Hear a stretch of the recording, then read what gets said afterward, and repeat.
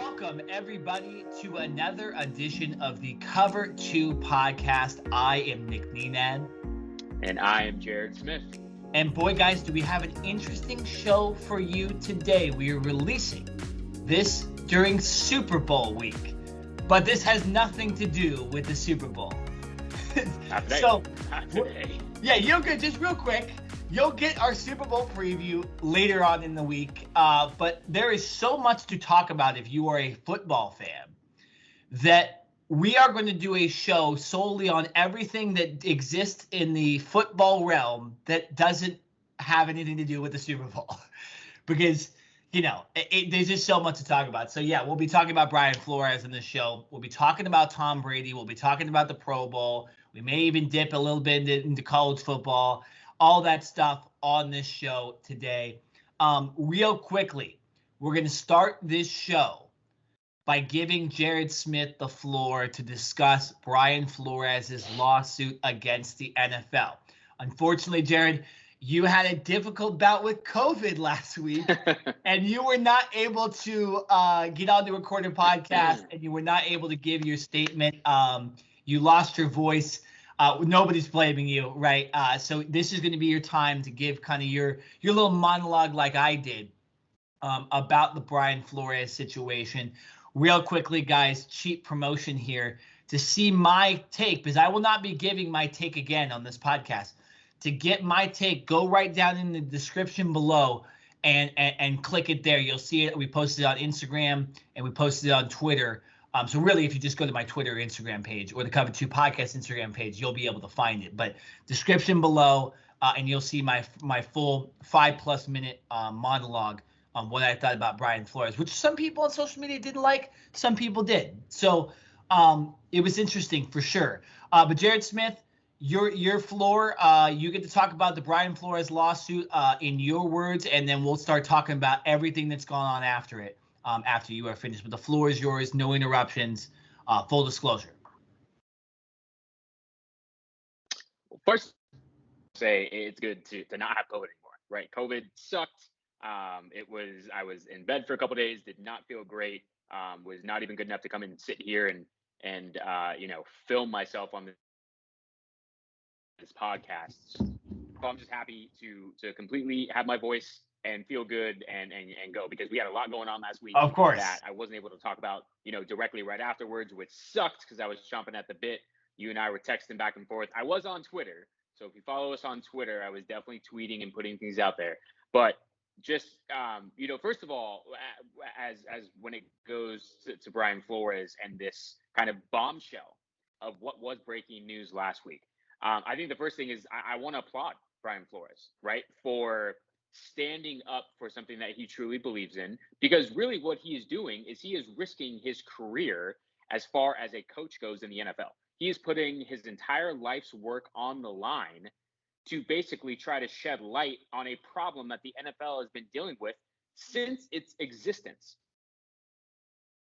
Right now, we've the NFL commissioner come out. We've heard other teams and organizations come out and give statements and say that what Brian Flores is describing in his lawsuit with him and his lawyers, that these are all false narratives. It's blasphemous. None of it is true. Roger Goodell came out in his statement, which I will try to find it and read a little bit later in context. But he basically is saying, the NFL has years and they will continue their efforts. With hiring minority coaches, Black coaches specifically, and giving them the opportunities that other mainly white coaches get so much more often. And I tweeted this, and I know that you retweeted this as well, Nick. So if you go on my Twitter, you can check it out. But I think anything that Roger Goodell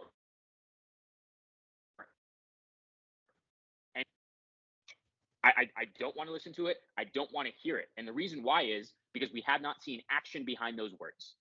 All they are words on a piece of paper, or words on Twitter, or words on Instagram, or whatever. Whether Roger Goodell is writing it himself or whether his assistant is writing it for him. Right now, we have the Rooney Rule, which, for those of you who don't know, the late and former Pittsburgh Steelers owner Art Rooney was the kind of co-founder and coming up with this rule to where each organization, anytime there is a head coaching vacancy, they cannot hire a coach without first interviewing a minority coach. And so basically what we have seen now, and what we literally continue to see, what we're going to talk about a little later with Lovie Smith, being the next head coach of the Houston Texans, is that we've seen minority coaches get these interviews just to check a box, just so that these organizations can go back to the league and say, hey, we did what you asked us to do. We interviewed, this minority coach, this black coach, but we obviously have another coach that we want in waiting. And that is what we have continued to see time after time after time. There was one point in the league, I believe it was 2008 or 2009, when there were 8 black coaches in the NFL. Nick, 2. There is currently 1 black head coach in the NFL. His name is Mike Tomlin, and he coincidentally coaches for the Pittsburgh Steelers. So we obviously have been going backwards. From Roger Goodell's words, we have not been progressing. We have not been moving forward in the right direction as giving other minority coaches opportunities, not just at the head coaching level, at the assistant coach level, at the general manager level, in front office positions, right? Brian Flores, in his lawsuit, he is reaching out to more than just the coaching realm. This is also the front office and going up even to ownership level, right? It is a league with 70% African American players. There are 31 white owners. There is 1 minority owner, and that is the owner of the Jacksonville Jaguars. So there is obviously an issue, because I say this all the time, this starts at the top. This will not change until we get some progress and change from the top, from these owners, and from the commissioner as well. And so I think that is the number one goal, or in my opinion, should be the number one goal from Brian Flores and his legal team in pursuing this lawsuit, is that the change has to come from ownership and from the commissioner. Because we can talk about, bringing in assistant coaches and the Rooney Rule and all these things, but are the ones that make all the decisions. They control Roger Goodell. They pay his salary, right? They're billionaires. They don't really like to be told what to do a whole lot. They kind of want to do their own thing, run the teams the way that they want. They expect players to play. There are so many different avenues that I want to go into, but I don't want to sit here and just take up an hour of everyone's time. So here's what I really want to focus on. I want to focus on 2 things, and it's things that are specifically in Brian Flores' lawsuit. It is the potential payout or payment that the Miami Dolphins owner, Ross, I'm forgetting his first name, potentially offered to Brian Flores while he was the head coach of the Miami Dolphins. And it's what Brian Flores has gone through in previous head coaching interviews before he landed the job with the Miami Dolphins.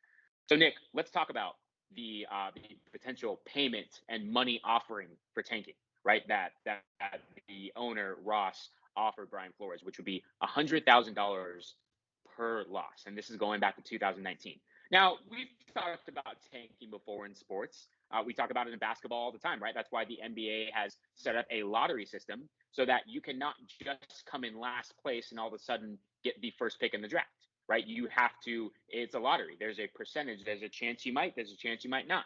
And the NFL are the worst team in the league record-wise. You're going to get the first overall pick. Now, there's no point in really being stuck in the middle. So if you know that you're not a contender, I mean, I understand why you would want to tank in a sense, but these coaches and these players, like, why would they tank? Their reputations are on the line by their records and what they put forth on film and on their records every single day. So a head coach is not going to tank, more than likely, especially a minority, a black head coach is not going to tank, irregardless of the amount of money that you try to give to him. Because at the end of the day, that is all we're going to see. All the public is going to see from the outside is that he is a bad coach. He has a bad record. He doesn't know how to lead men, and eventually he's going to be fired, right? I'm not sure if you brought this up when you featured Nick, but Hugh Jackson. former Cleveland Browns head coach, has since come forward. I believe he's now the Grambling State head coach for an HBCU, but he has since come forward and said that when he was the head coach of the Cleveland Browns, remember they had that 1 year where they did not win a game, right? And then I believe his record, I forget, I think he was there for like 3 years. His record was like 3-40 something. I mean, it was awful, god awful. We were all sitting here, myself included, saying, this guy does not deserve to be a head coach. He should never get a head coaching job in the NFL again. And he has not, right? And now he is bringing to light the fact that, yeah, ownership came to him as well. And maybe they didn't offer him $100,000, but they basically forced him to tank and lose games. There are former players on that Cleveland Browns team that have come forward and said, yeah, the Browns on purpose, they let go players that would have helped the Browns win. Right, there are people in that locker room that were like scratching their heads saying, what are we doing as an organization? Why are we cutting these veteran players that are better than what we currently have on the roster? Well, right, it's because they wanted to lose. And so, action really a bad coach, or was ownership micromanaging him and forcing his hand into saying, you are going to do this so that we can basically retool this team? They ended up giving Hugh Jackson a contract extension, and then 8 games later they fired him. Or have you ever heard of that situation being done to a white coach? Because I haven't. No, I mean, I'm sure it's happened in the past, but yeah, it's kind of odd that it happened to 2 black guys, right? Because it's, yeah, I don't think it's a coincidence. And Jared, it's what we've talked about, so many times in this podcast, especially with what happened in 2020. You have, the history of the United States where powerful white men used black men to do their work, right? We know what this is, right? It's an uncomfortable discussion, but that's what this reminds people of when you hear these situations. You have the billion-dollar owner forcing a black head coach to do things that he doesn't want to do, okay? And we've seen this now in 2 different scenarios, okay? Hugh Jackson, like you mentioned, and Brian Flores. Brian Flores at least didn't go through with it, it seems like, and ended up winning 19 games in 2 seasons with the Miami Dolphins. Obviously, I know that the year that we're talking about is the year where the Dolphins were terrible and we expected them to get the number 1 pick. And maybe that curbed Stephen Ross to kind of execute that plan. The media was behind the Dolphins tanking for Tua. And so maybe that made him do that. I don't know. But here's the thing with that whole situation, right? And again, I'm glad Brian Flores came out with it, because it needs to be said. It's absolute bullshit that we can have owners paying coaches or forcing coaches to lose games on purpose. We're in an era where the NFL is generating some of the largest TV ratings in history for just NFL playoff games, not the Super Bowl, NFL playoff games. So you're telling me that we have the largest ratings in the NFL going on, but there's owners on the other side that are trying to lose games on purpose? It's ridiculous, Jared. And the easy answer to this is create a lottery like every other competent sport does, right? You have the NHL and the NBA that have lottery systems where it's been kind of unfortunate for some of those teams that end up having the worst record in the league. They end up getting the 3rd or 4th pick. Because guess what? Don't lose, right? The MLB is a little different because their draft doesn't matter as much. And those players don't see the light of day in the MLB for a few years. So, the MLB develops players and tends to have the number 1 picks really not be much different than the number 10 pick, or like if you look at down the line in the MLB, who are the best players in the league? Most of them were not drafted number 1. Okay, just giving you that right there. If you look at some of the best players in the NBA and the NHL, most of them were drafted number 1 or number 2 or something like that. So, those sports recognize that. And guess what? Who are we talking about in the Super Bowl this coming Sunday? Joe Burrow. Guess where he was drafted? Number 1, right? Who is getting a lot of flack on social media for not leading their team to success? Kyler Murray. Guess what? He was drafted number 1 overall. Guess who gets a lot of flack in general for being the quarterback of an organization that has sucked for a long time and has an amazing roster and didn't even make the playoffs this year? Baker Mayfield, number 1 pick. Jared Goff, Detroit Lions. Matthew Stafford, right? How long does it took Matthew Stafford to get to the damn Super Bowl? A long time, right? So, these are the cornerstone guys for organizations, and we can have teams losing on purpose to get these guys. And the reason we have the Baker Mayfields, or even my Arizona Cardinals for a sake, or Tua in Miami not having success like Joe Burrow, is because those organizations are trying to not win, right? I'm not saying my Cardinals are not trying to win. I think there's a process to Cliff Kingsbury and that whole offensive system and all that stuff. But the rest of the organizations, the Dolphins have been lowly for a long time.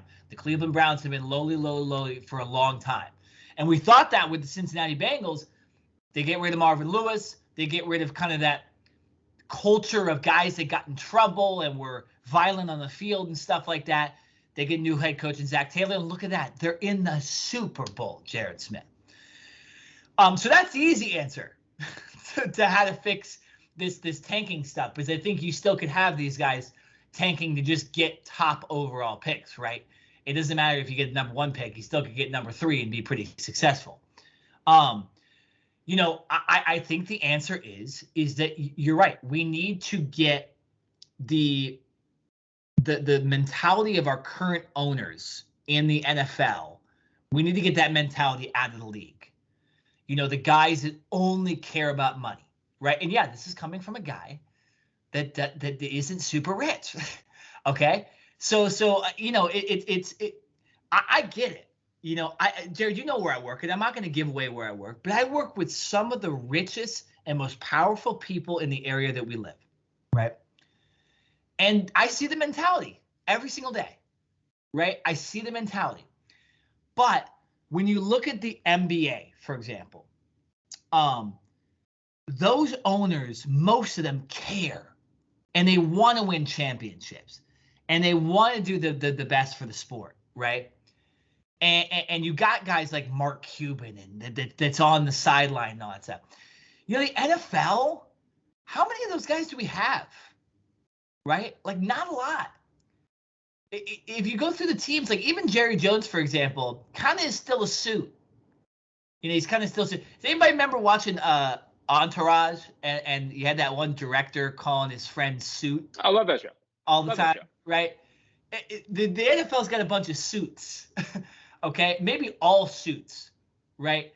And so I think the culture of the NFL needs to change with the owners. I don't know how you fix that, right? You can't just take away guys' teams for being white, right? It's not fair. It's not fair as, the whole Rooney Rule situation. But I just think like whatever the owners can do in the future, or the NFL can change its rules about who maybe we don't have like a single owner. It's a bunch of like minority owners. Now, I'm not talking about color of skin. I'm talking about how you have just a bunch of guys owning a team, so that you don't just have one single mind controlling organizations, right? If we look at some of the most successful organizations in sports today, the Golden State Warriors, multiple owners. Los Angeles Dodgers, multiple owners. Okay, I even think the Brooklyn Nets have multiple owners. I could go through the ranks of other teams, but I don't want to waste everybody's time. So those kind of organizations are the ones that continually are great and don't just have one guy telling everybody what to do. It doesn't work. Well, there needs to be, they need to be regulated, right? There needs to be some type of board above them, because what's going on is it's in a sense just the Wild West. Yeah. Right. You become a team. You're a multi-billionaire. yes, you have a lot of control. Obviously, it's your team. It is your money that you have set forth to buy that team. But and even Brian Flores said this in his lawsuit. He feels that these teams are being run, like slave plantations, to where it is, I am paying you for a service. You're going to do exactly as I say, when I say it, how I say it, right? We live in 2022. That is the opposite. I almost cussed because I wish I could. That is the exact opposite of what we are trying to get and where we are trying to go, right? There should be a lot more freedom from people. Yes, they are paid to do a job. Athletes are paid to play. Coaches, are paid to coach. But guess what? There should be more freedom. It should not be a micromanagement. And that's exactly what we are seeing from, in a sense, all 32 owners. Even the one non-white owner in the Jacksonville Jaguars. I believe his name is Shad Khan, if I'm not mistaken. Yep. Is it Shad Khan? Yeah. So, like I said, I think there needs to be some type of board that is above the owners, to where they are also regulated. They cannot just be, go out in the Wild West and do whatever they want and be unchecked in a sense, right? And then we get to Roger Goodell, who everyone wants to get on Roger Goodell, and you and I have blasted him multiple times on this podcast for years. But at the end of the day, he is a puppet for the 32 owners because they pay his full salary. He works for them. It's not the other way around, right? Some people that maybe aren't familiar with the situation would think that he is, level or above the owners. He is not. The owners basically choose who the commissioner is. So Roger Goodell, in a sense, maybe he doesn't feel the exact way that the owners do, but he has to do what they say, or else he will not be the commissioner of the NFL anymore. It is that simple. And so you're right. I don't know. There is not one right answer. There is not a clear answer. There's still so much gray area. But I think just the fact that Brian Flores has so much courage to come forth with this, put this lawsuit together, put these owners on blast, we need to keep discussing and keep talking about this. Every platform, I don't care if it's national or what, ESPN, Fox, CBS, every single sports program, CNN, we all need to continue to talk about this and keep the light shining on this, right? Because I think what happens is this game a lot of times with these types of situations is these gain steam, right? And we can get a fire going and everyone is passionate about it. But then after a couple weeks, after a month or so, right, it just starts to fizzle out. And in the world that we live in today, there's so many things going on. Every single day, something new pops up, right? And it's like, okay, well, that becomes the new headline. Yesterday's breaking news is now all of a sudden taking a back seat. This cannot take a back seat. Racism cannot take a back seat, right? And so I think we need to continue on every single platform, whether it is on right here on the Cover 2 podcast or you're on, ESPN or whatever. We need to continue to talk about this and keep putting pressure on these owners and on the NFL as a whole until we see some type of change. And I think Brian Flores and his team seems like that is exactly what they're doing. Like I said in the beginning, Brian Flores is putting his coaching career and on the line by doing this. And so I applaud him for that. And so the other thing that I wanted to get to was also Flores and his sayings that while he interviewed with the Denver Broncos and the New York were meaningless. And they were, in a sense, a part of the Rooney Rule, where these teams had already had a hand-picked coach that they wanted, but they had to bring in a minority owner to, in a sense, check a box, right? So that they could then go forth with hiring the guy that they really wanted. Brian Flores explains that when he was being interviewed for the Denver Broncos head coaching job, it was an early interview, I believe a 7 or 8 a.m. interview. And he said that the general manager, John Elway, along with others, showed up. They were late. He says that they were an hour late. He says that they had smelled and reeked of alcohol, that they had been out the night before, and that they were not taking this interview very seriously. Now, this one's interesting because this one is more of a he said, right? I mean, who's to fault and the rest of the Broncos staff that was a part of this meeting for going out and drinking the night before, right? I mean, that one is. Well, here's the thing. That one is now why it may not be professional. Yeah. Something that is, conduct detrimental or something that is really, the showing up late, that's straight up disrespect. Sure. That is something to where if Brian Flores has actual proof of that, which he says he does, he says he has documentation to prove these such things, and I hope that comes to light as well. Because right now,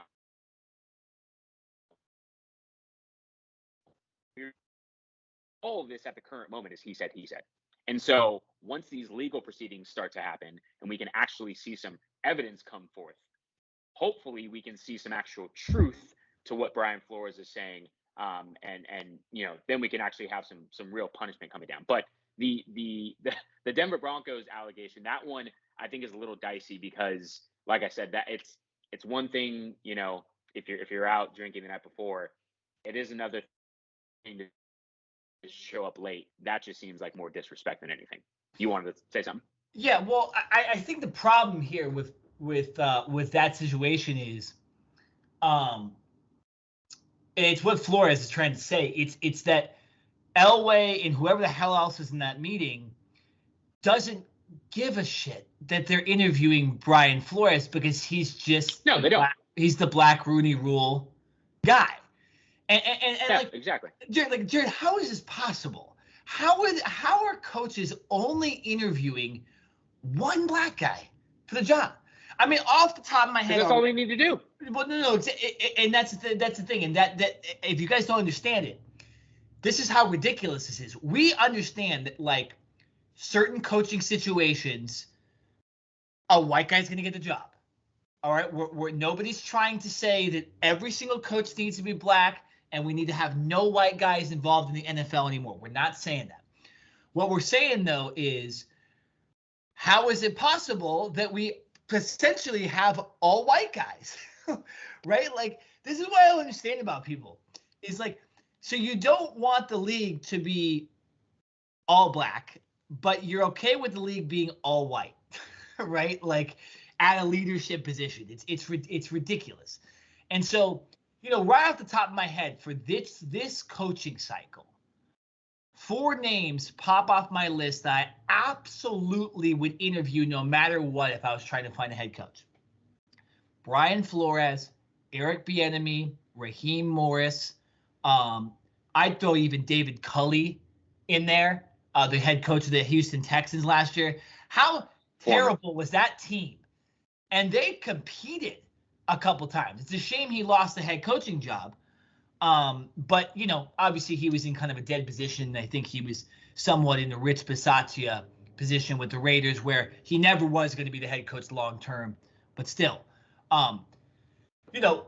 so those guys' names already off the top of my head would be in there for an interview if I'm running the team. If I'm the Saints. I'm the Saints right now, because none of these guys have been hired. Why aren't all those guys in there? Right? You're telling me even if you want an offensive coach, you're not going to listen to Raheem Morris? What he has to say maybe about from a leadership standpoint? We're seeing already, too, that a lot of the head coaches in the NFL are just offensive or defensive gurus. Like, the NFL, you don't need to be like a great X's and O's guy to be the head coach of an NFL team. You just need to be able to kind of run a culture, right? Does anybody think Mike Tomlin is like the best X's and O's guy? Right? Is Mike Tomlin talked about as being like the guy with offensive schemes or defensive schemes? No, he's not. It's the answer. Bill Belichick, realistically, is not. Right? He's just a great head coach, right? Andy Reid.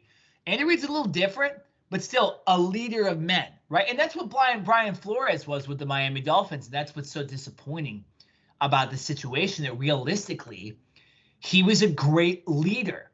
Maybe he's not the best defensive or offensive coach, but he's a great leader. Let the coordinators, let the wide receiver coaches, let the DB coaches, let them figure out the scheme.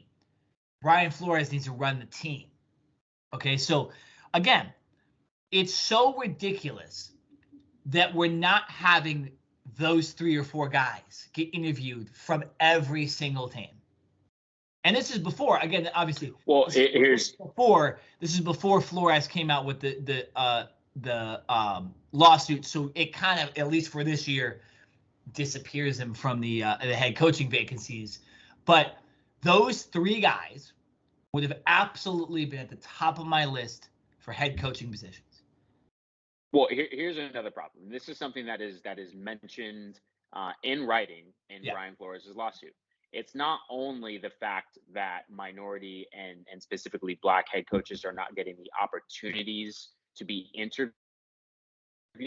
It's retention rate, right? Yeah. We saw it with David Culley, the former head coach of the Houston Texans. He was hired basically because the Texans, you need a head coach. You can't play a game without a head coach, right? He was there because he's like, all right, well, we're at our last resort. We're going to hire you. And they basically knew, we're going to just throw you to the wolves. And then once they're done, once they've taken all the meat out of you, we're just going to throw your bones away. And that's exactly what they did, because he was then fired immediately after the season. He was not given a chance. That team has been gutted. And in the last couple of years, they have traded away DeAndre Hopkins. They've traded away J.J. Watt. They've traded away all of their star players for peanuts, for, fourth and fifth round draft picks and trades that wouldn't even go down in a Madden game, right? So that entire organization in itself is a piece of crap for how they have dealt with David Culley. But I also want to let's talk about Eric Bieniemy for a minute, right? Yeah. Last year, and even 2 years ago, this guy was like the hottest offensive coordinator on the market. He was getting interviewed left and right. He was a finalist for multiple head coaching jobs. And then, okay, he did not get hired for any. He goes back as the Chiefs offensive coordinator. The Chiefs once again have another great season, and they make it far into the playoffs. And so Eric Bieniemy just doesn't really get other head coaching interviews this year. He since has interviewed for the New Orleans Saints job, but what happened in a year? He has only gotten better. His resume has only increased, and he somehow goes from getting multiple head coaching interviews last year to so far this year, Louis Riddick, the Monday Night Football broadcast announcer. He was the former general manager of the I believe of the Giants. He also worked in the Eagles front office as well, right? He has so much knowledge. He played in the NFL for 7 years as well. I believe it was a couple years ago. He was the front runner, ended up losing out on a GM position, right? It was between him and one other guy. The other guy ended up getting the job, right? Louis Riddick, have you heard his name since? How do you go from being a finalist, right, for a job, no matter what it is, and then all of a sudden, when that job becomes available, or when other jobs of that same stature become available again, his name isn't even mentioned?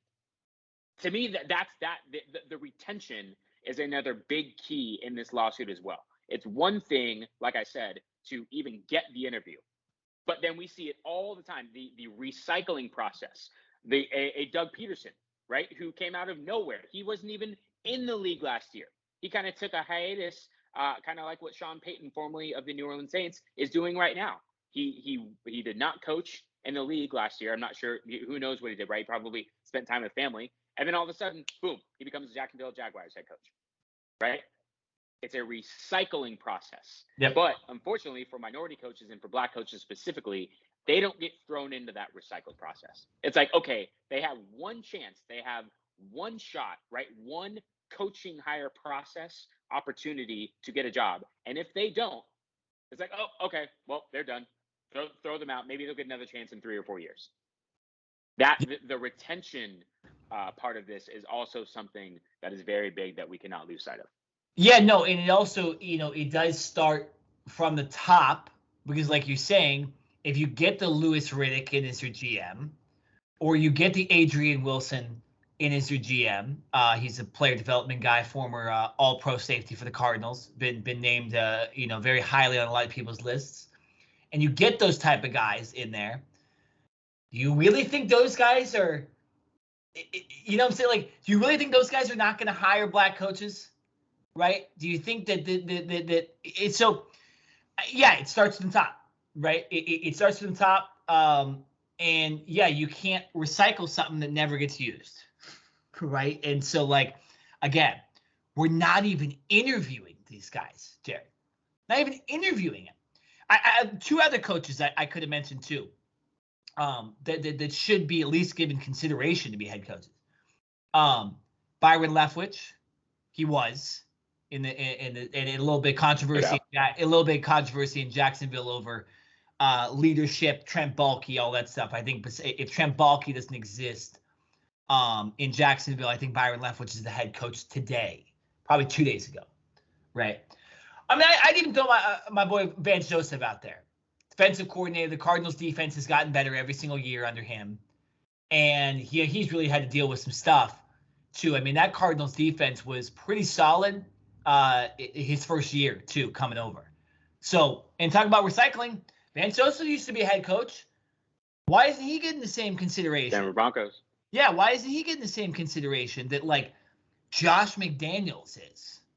Right? Like, and I get it. It's a culture thing with the New England Patriots, and I guess if you come from the New England Patriots, you're just going to be a great head coach, unless you're Joe Judge, or McDaniels in the past, or anybody else really.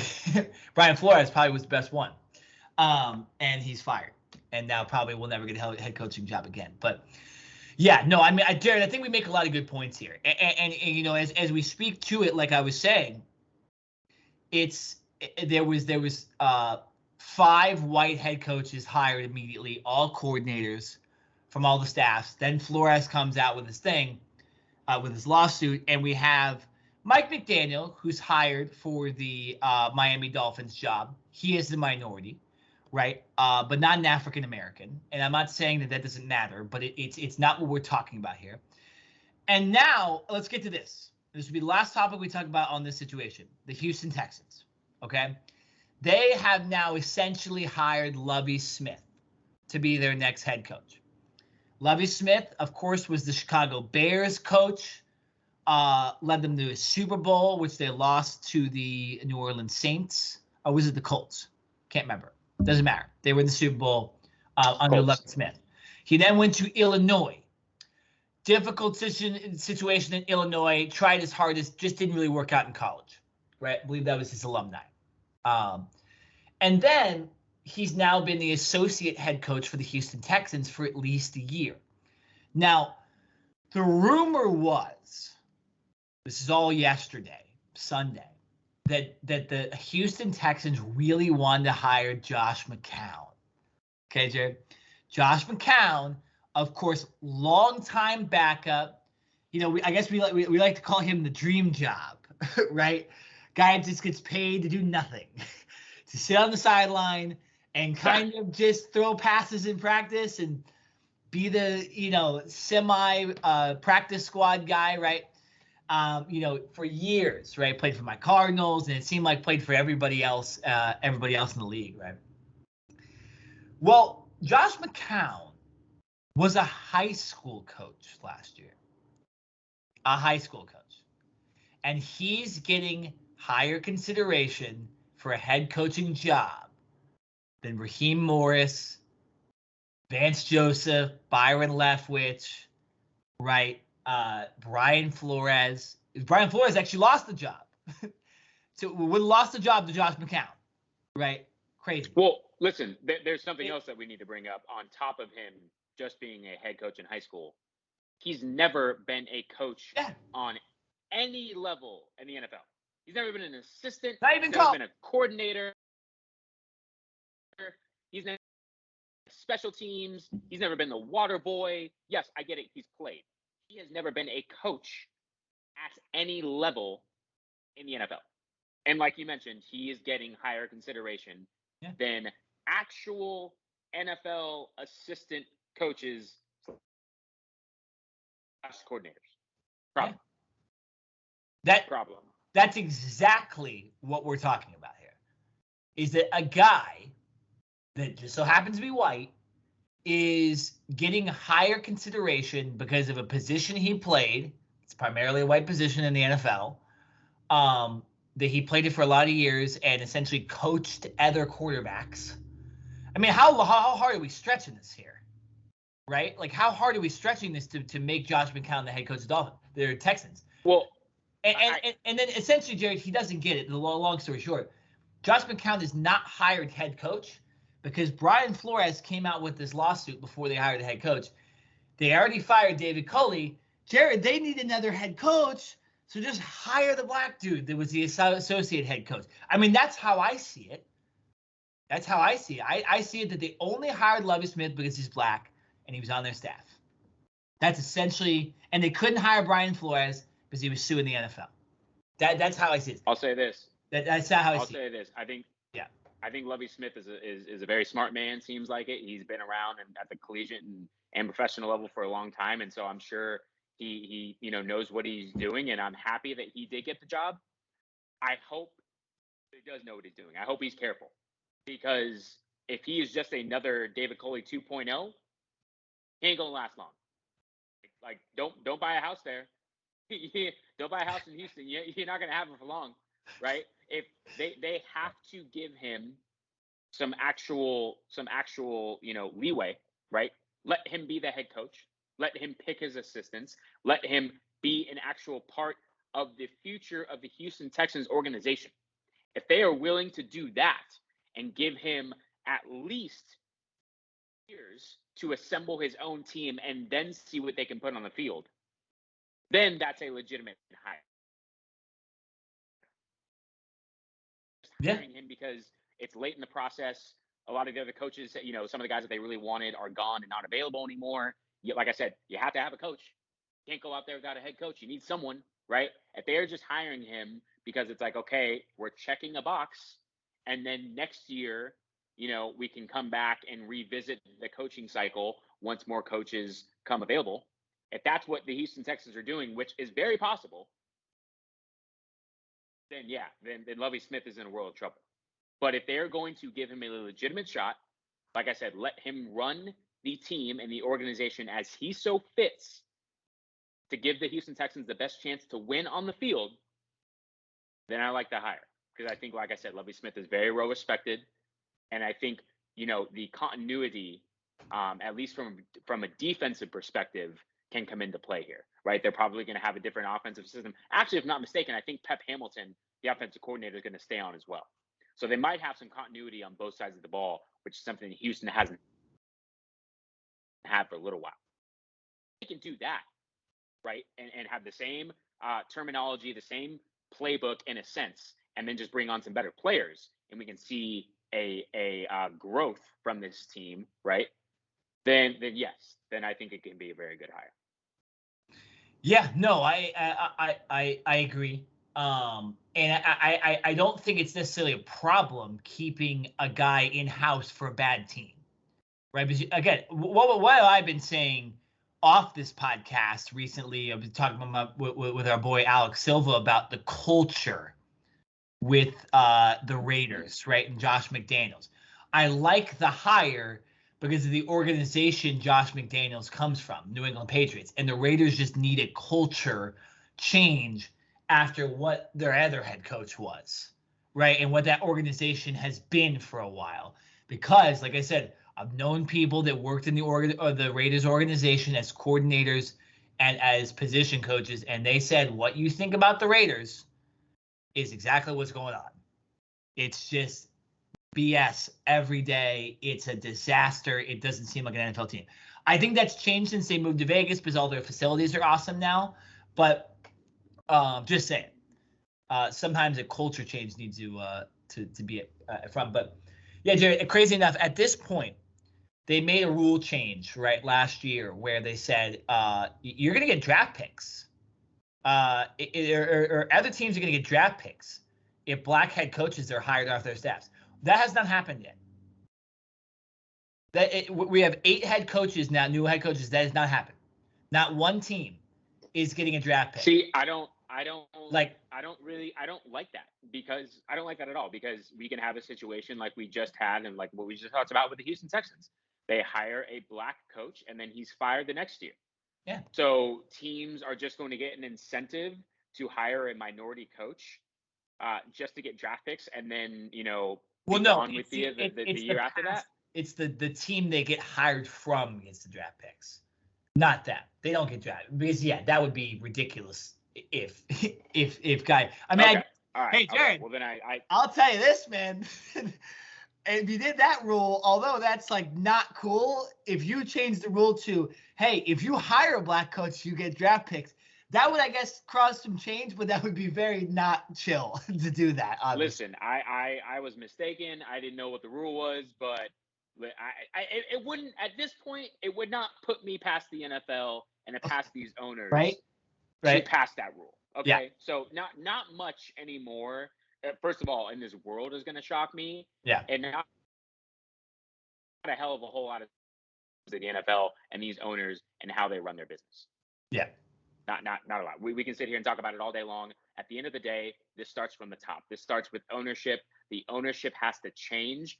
And really, to be honest, we do need to move on because we have some other topics we need to discuss. This will not change until the owners' pockets start to become affected. And I mean their money, their bottom line, right? When we, like I said, when we continue to talk about this on this show, when shows on other platforms, when we continue to talk about this, when we keep the fire burning, right? When players start to get more active in this, right? When fans get more active and stop, when the ratings dip, when fans stop going to games, right? When owners start to lose money, I think that is when we will start to see change. Until then, as long as the owners are getting their check, as long as they stay multi-billionaires, as long as their revenue continues to increase exponentially year after year after year, they don't care. Yeah.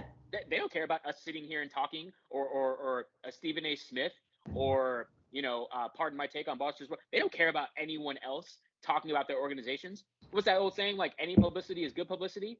That's as long as their bottom line is not being affected, they could give two shits about what anyone else has to say. So Yeah. their money, their pockets are going to have to start getting lighter, in my opinion, in order for some change to really happen. I don't know how that works. I don't know how we go about that. But to me, when you're dealing with billionaires, it seems like the only way to really get their attention is by talking about money and or taking away money from them. I agree. Any rich person in this world, you take away their money, at no matter how little it is, it affects them. Trust me. Real quick before we get off this topic, I do want to give a congratulations really quickly to Mike Mcdaniel on the Miami Dolphins head coaching job.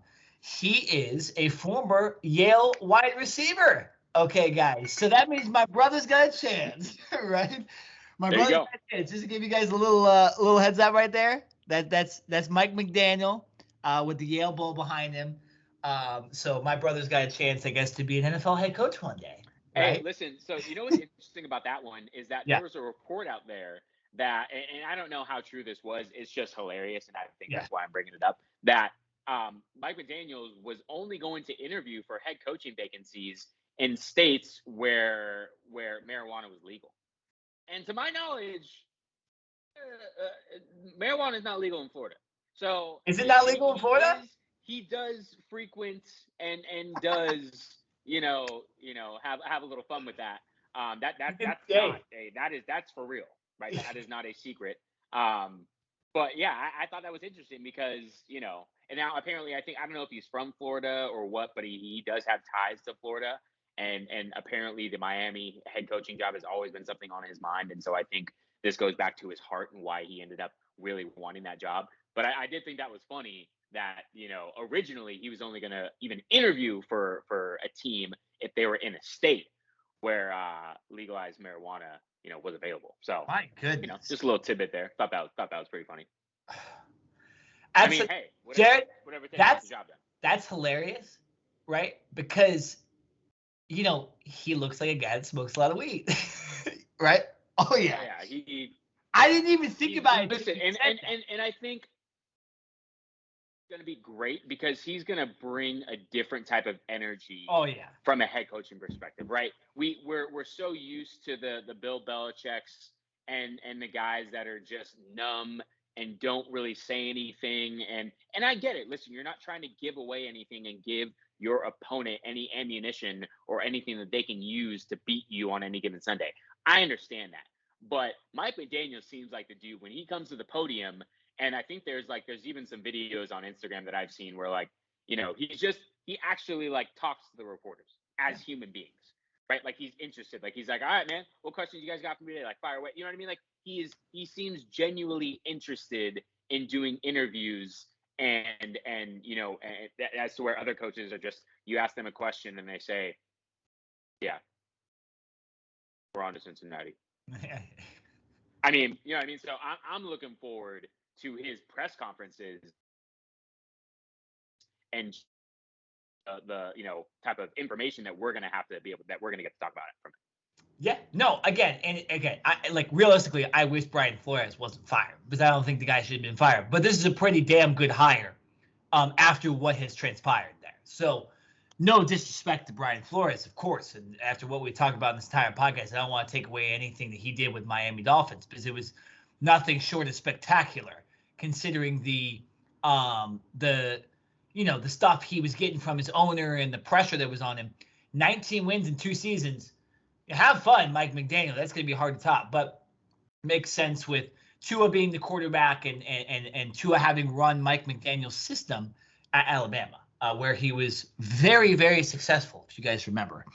We'll get off this topic though. So much to discuss. We'll discuss who the Saints head coach is, maybe on our Super Bowl podcast if it's announced, coming up in a couple days. Because if it's not Eric Bieniemy, I'm going to be pissed. I'm just telling you guys that right now. So moving on, though, to something else that pissed me off this weekend was the National Football League All-Star Game, which is known as the Pro Bowl. I'm going to say this, okay? I don't watch the Pro Bowl. I can't tell you a time in my life where I actually sat down and watched maybe more than a quarter. And I don't care about the Pro Bowl. I care about who gets in the Pro Bowl, but I don't care about the Pro Bowl, okay? And yesterday is a perfect example why I don't give a flying you-know-what about the Pro Bowl ever again, okay? Jared Smith, they were playing touch football. They're playing touch football. Okay. Can you blame him? Can you blame him? No. Well. Can you? Come on. No, come I on. can't. Can you blame No, I can't. And I wanted to come in here and honestly call them a bunch of pussies, and I couldn't do it because I understand. Okay. I have a brother that plays college football right now. I play football myself. Jared, you played football too. Yes, we didn't play at high levels, but like I understand like. If you're playing football with your homies, you're not playing. Sorry, cuss, but like you're not playing tackle full-on football, right? So yeah, we need to get rid of the Pro Bowl. We need to get rid of the Pro Bowl. We need to come up with an incentive for this game to make it matter, right? Like, listen. What's that? There's no. Well, maybe there is. Maybe I know you're right. There's nothing you can change. But there's not enough of an incentive to where these players in the off season, because all these players are in the off season right now. None of them are playing in the Super Bowl, right? They're all technically in the off season. I'm sure. It's cool that it's in Vegas and they can go gamble and go to nightclubs and blah blah. We're about to talk about a player who had a little incident at a nightclub, but listen, man, they don't get hurt. They would like to enjoy their off seasons and train and get ready for next year, not have to be in physical therapy and rehab because they got injured in a meaningless football game, right? So listen, I think we should award these athletes with their Pro Bowl status, celebrate them, right? Let's do the Pro Bowl festivities. That was kind of fun, right? I forget what they called it, like Pro Bowl festivities night or whatever, you know what I mean? Like do the hands competition and all that stuff. Let them compete in that type of environment. But because the sport is so physical, I don't care who you are. Doesn't matter what position you play. You're not going to go 100%. I don't blame these athletes for playing basically tackle football. It's on the NFL to just not have this game. I guarantee if you asked all the players in the game if they would have preferred to just, been awarded the Pro Bowl accolade and been praised and celebrated and given a plaque or whatever and then gone to the festivities and then enjoyed their weekend in Vegas, Yeah. I guarantee you 99, probably 100 out of 100 dudes would have said, yeah, I will take that over actually having to suit up and play in this stupid meaningless game. Yeah. Just get rid of the game. It's that simple. Like, I get it. Basketball is different. Baseball is different. Even hockey. I'm kind of surprised that they do that because that is also a very physical sport. Like, it's a meaningless game. It does not have any effect on these players. The only thing that can happen is an injury. That's what these players are really risking. They're not going to, like, you're not going to get, if you're a free agent, you're not going to get a new contract because you balled out in an all-star game, right? You're going to get a new contract from what you did during the regular season when the games actually matter. So the only thing that can really happen in this Pro Bowl is for a player to play the damn game. Like, that, it really should be that simple. Like, we shouldn't even have to be talking about that right now. For as smart as the NFL is, and actually I really don't know how smart they are, and we just had a 45, 50-minute conversation on why we don't think they're smart. Yeah. This should not be that hard. Do away with the damn game. The ratings suck. No one watches the game. No one cares about watching flag football from a bunch of grown professional athletes, right? Give them their accolades. Let's celebrate them. Give them their trophies. Let them go to Hawaii or Vegas or wherever, gamble, have a good time, and let's be done with it, man. Like, come on. It's not that hard. I say this. Obviously, we need to acknowledge Pro Bowlers, right? And also, here's the other thing too. If you just don't play the game and you acknowledge Pro Bowlers, there'll be less that make the game, and it will actually be more meaningful. Because the only reason we have certain guys playing in these games that don't really deserve it is because the guys in the Super Bowl aren't playing, right? Here's my there's also players that choose to not play. Dak Prescott, he was a Pro Bowler. He chose to not play because all last year he was rehabbing. He's like, I'm not trying to go out there and potentially get hurt again. Zach Martin, Tyron Smith, two offensive linemen for the Cowboys, they chose not to play. They're like, listen, I appreciate the accolade, but I ain't going there to try to get injured. Like, that's a waste of my time. True. You know what I mean? So just to back your point, like, dudes are also, yes, the Super Bowl is a big thing too, but players are backing out for their own reasons, even if they're not playing in the big game. And there's a couple things you could do to make it so that the players care about being Pro Bowlers. I mean, obviously they do, but I don't think as of right now there's really an incentive to be a Pro Bowler, right? Like look at what the NBA does, and they don't give you. This doesn't happen because you're an NBA All-Star, but part of being an NBA All-Star ends up kind of putting you on the All-NBA team later in the season. The NBA allows you to get paid more if you're on the All-NBA team. So maybe, Jerry, we come up with something where you don't play – they're not going to play the game. But, hey, if you're at this position and you're a Pro Bowler, you're now eligible to get a max contract, just like the NBA, right? And if you're not, hey, brother, you don't get paid that much. You don't get paid as much as the other guy. It doesn't matter what organization you're in. It doesn't matter how much you mean to him. If you don't play good on the field, that's insane. And I would like something like this. Maybe you combine Super Bowl and Pro Bowl together, right? Like we have the Super Bowl on Sunday, and Saturday we got all the other great NFL players doing the skills competition the day before the Super Bowl. How's that sound, everybody? You telling me you wouldn't watch? And I get that the NFL wants like that week in between the Super Bowl to host NFL content. I just think they're going to have to like give that up. Maybe release something like, I don't know, release like that Madden documentary on television. Like do something each week. Have like the awards show on that Sunday or something like that for the NFL awards. Like, I think they got to stop looking at the bottom line with everything and just be like, for the sake of the players and the mockery of the game, let's not put that on what we saw yesterday. Because I never want to watch that ever. Okay? The NFL is too violent, like you said. The NHL, NBA, and MLB can have all-star games because the players know how to play safe, but also fun in those games. You know, we saw with the entertaining, exactly. We saw with the NBA, they kind of noticed themselves that it was getting a little ridiculous, so they ramped it up. They changed the format. NHL changed their format completely. They got 3 All-Star games on All-Star Game Sunday. 3-on-3 competitions, right?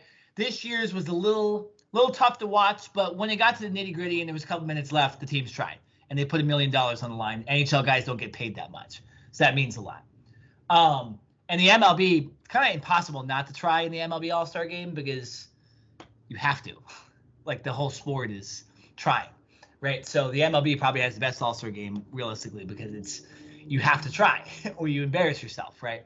So yeah, I say 2 things you could do is you could give them financial incentives like the NBA does by being a Pro Bowler. Then you'd have less, and being a Pro Bowler would mean more.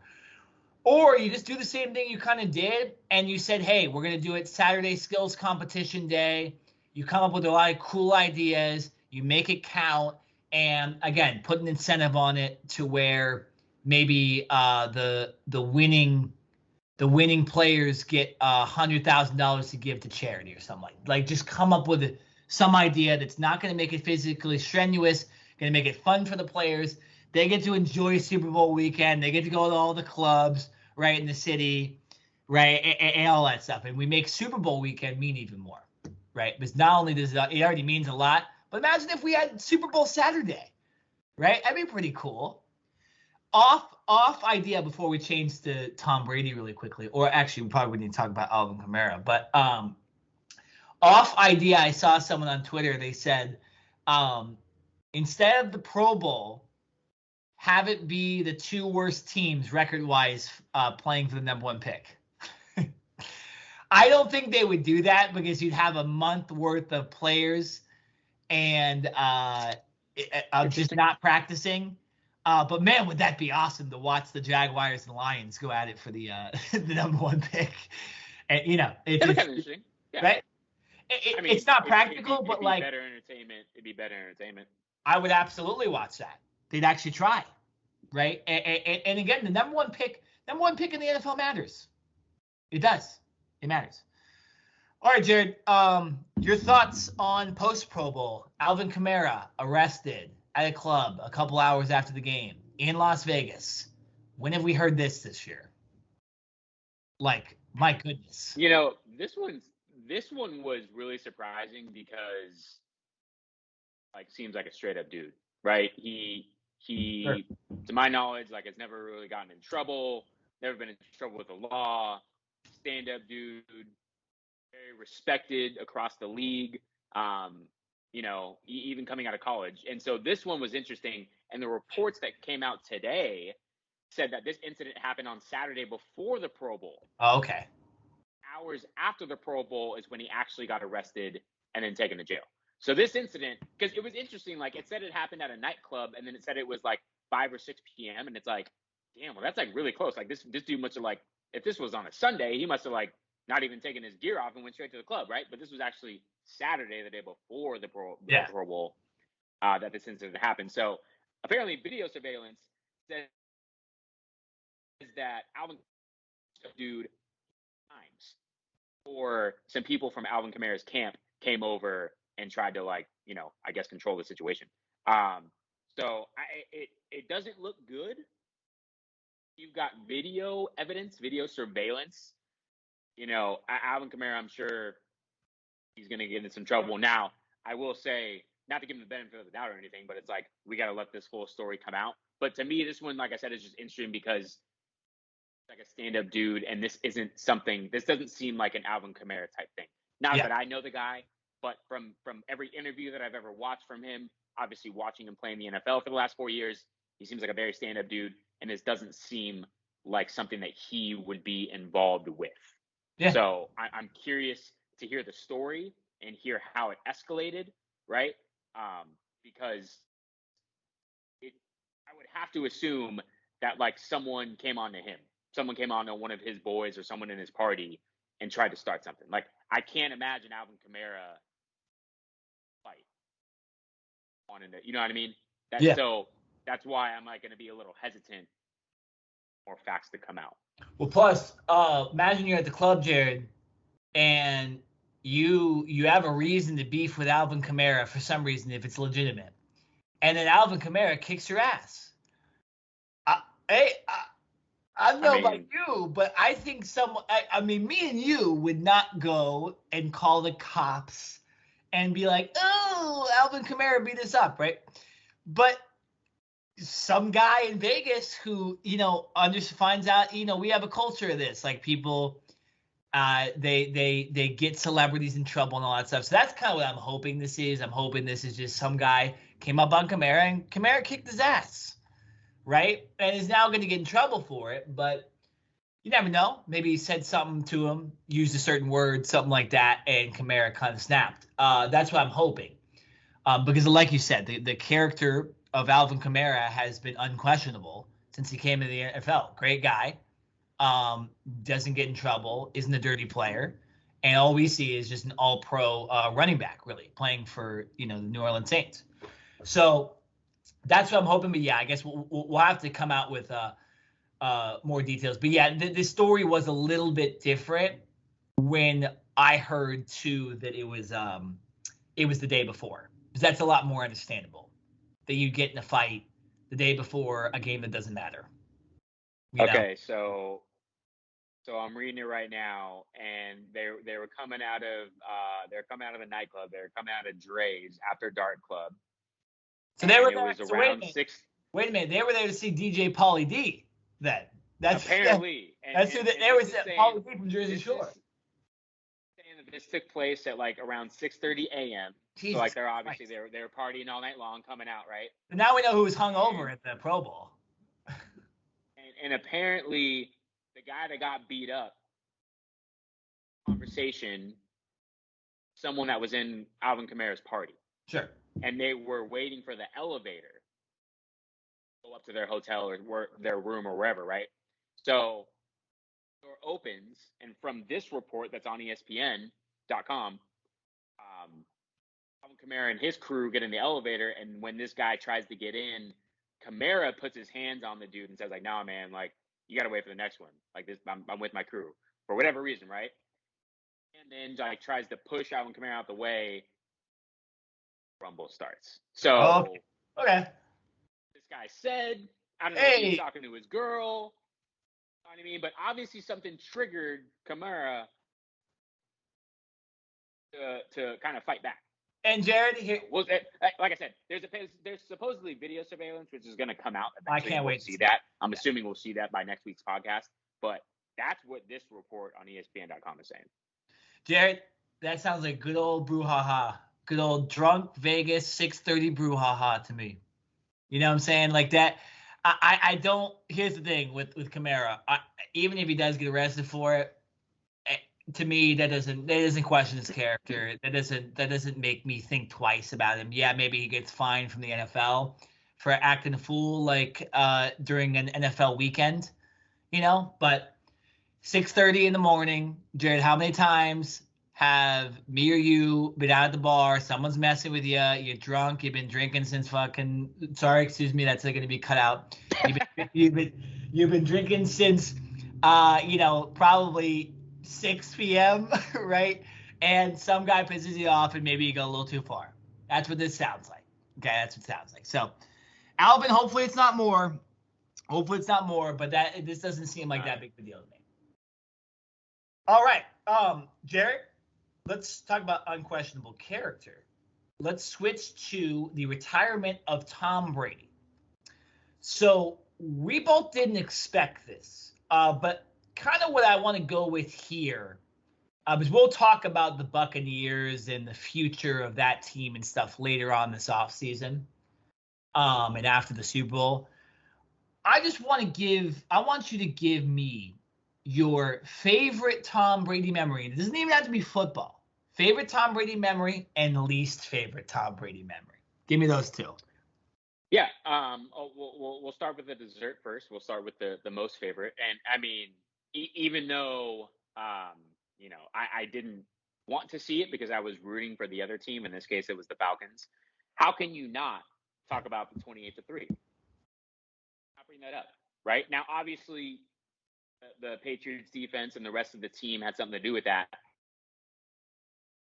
But like Tom Brady beat a team back down 28-3 in the Super Bowl.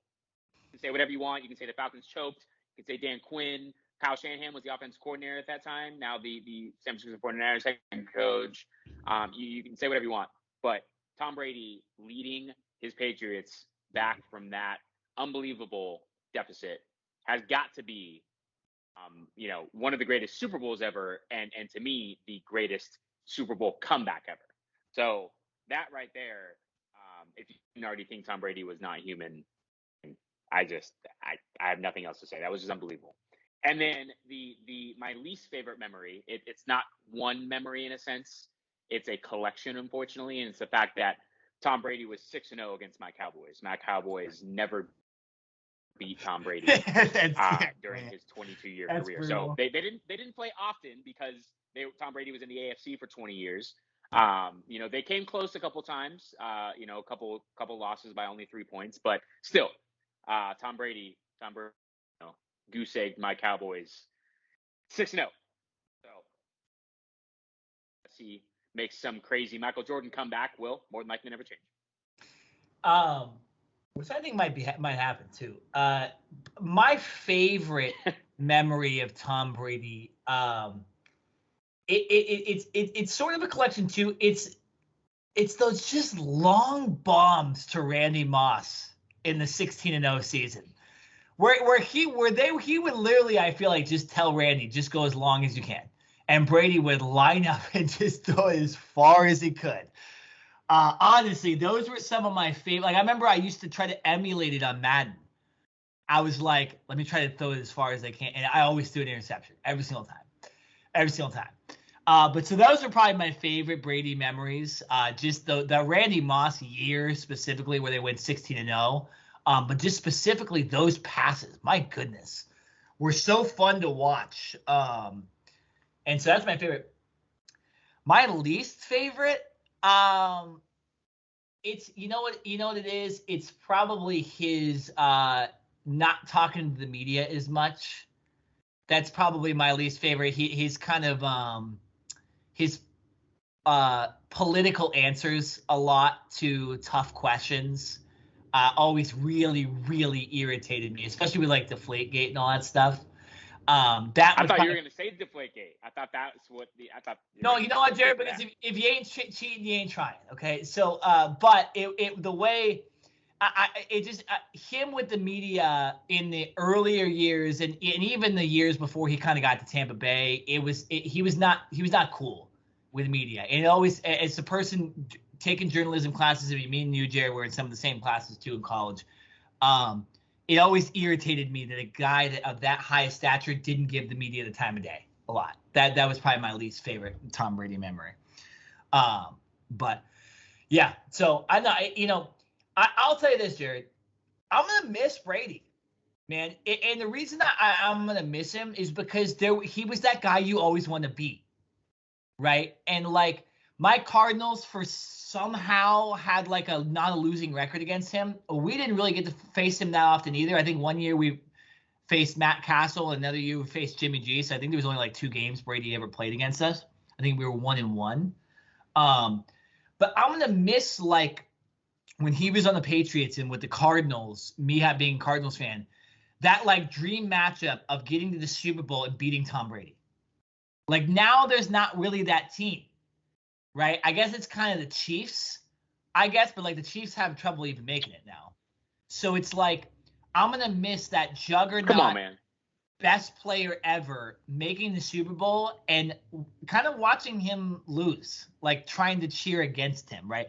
I'm always going to love a Super Bowl like we have this weekend with the Rams and Bengals. Yeah, I don't like the Rams, but like whatever. We have 2 teams that don't have super teams and don't have quarterbacks and don't have their brothers dancing on the sideline and their wives shooting champagne into the crowd. I like that we don't have to deal with that this weekend, right? And we'll get to that in our Super Bowl preview in a couple of days. But so I'm going to miss Brady. I'm going to miss having the best player ever in the league. I'm going to miss it. Yeah, I can't argue. He's the greatest, not only quarterback, but greatest player of all time. He should be a unanimous 2027 first ballot Hall of Famer. And the only thing I got to say is sorry to Big Ben Roethlisberger, because they will be going into the Hall of Fame at the same time, and Big Ben's shine will be greatly outdone by Tom Brady. Big Ben's going to get like 30 minutes of airtime, and then they're going to give like 3 hours to Tom Brady. So, yeah, sorry, Big Ben. But it does kind of suck too. It does suck for Big Ben because he deserves more time. He's two-time Super Bowl champion, and he's going to get absolutely overshadowed. Imagine if Rodgers retires too this offseason. Like, what a Hall of Fame speech that bit. And again, MLB, you could have had it with Bonds and all those guys this year, but you're not going to get it. So, just say it. All right, we're going to wrap this thing up. We have a whole other podcast we need to record later this week, so we're going to get this thing done.